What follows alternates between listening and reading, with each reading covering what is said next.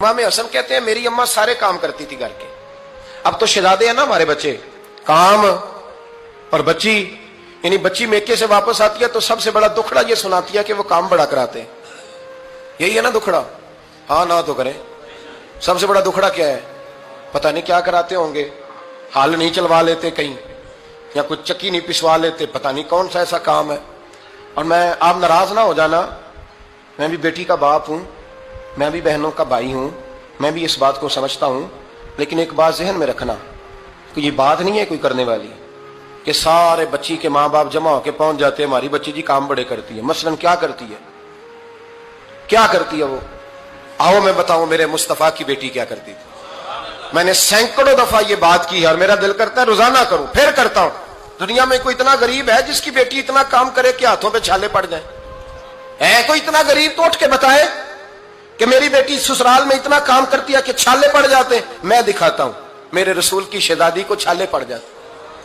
कच्चा मकान, जनाबे फातिमा जनाबे फिजा की लौंडी थी, उनसे मिट्टी मंगाती और घर में लेपा पोती करती, फिर झाड़ू देती। इमाम हसन और हुसैन के दरमियान पूरे साल का फर्क नहीं, 11 महीने का फर्क। दोनों बच्चों को संभालती। जनाबे अली की वालदा हजरत फातिमा बिनते असद बूढ़ी थी।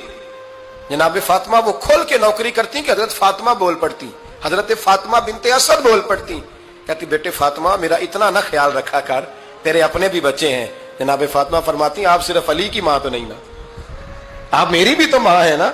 यहाँ बीबियां फलसफा बयान करती हैं, वो कहती हैं जी किस हदीस में आया है सास ससुर की खिदमत फर्ज है? मैंने कहा किसी में भी नहीं आया। हम क्या कह रहे हैं, किसी में भी नहीं आया, लेकिन ये तो आया है ना कि शौहर राजी हो तो अल्लाह राजी रहता है। तो अगर शौहर माँ बाप की खिदमत से राजी होता है तो करो खिदमत, इसको तो राजी करना है ना, इस पर तो तवज्जो दो। हजरत फातिमा फिर चक्की पीसती।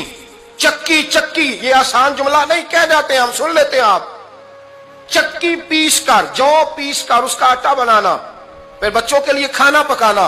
फिर एक दिन कहने लगे अली आपकी आमदन थोड़ी है, खर्चे ज्यादा, चरखा नहीं ला देते। फातिमा क्या करोगी? फरमाया थोड़ा सा सूद बना लिया करूंगी, तुम बेच आया करना।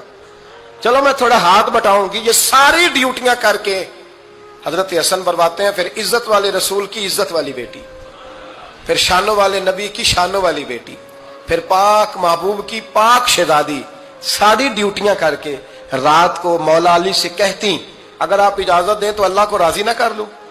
हजरत अली फरमाते फातिमा जैसे दिल करे। तो इमाम हसन कहते हैं फिर मेरी माँ मुसल्ला बिछा लेती, मुसल्ला, और फिर सारी रात वो नमाज पढ़ती, सारी रात।